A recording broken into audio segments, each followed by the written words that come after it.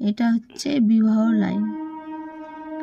বিবাহ লাইন এরকম এরকম বেঁকে গেলে বিবাহতে বাধা।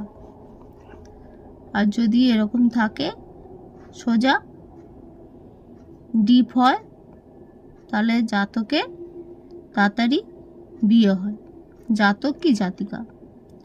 আর বিবাহ লাইন যদি এরকমভাবে বেঁকে যায় তাহলে বিবাহতে অনেক বাধা আসে, ডিভোর্সও হতে পারে, ডিভোর্স হতে।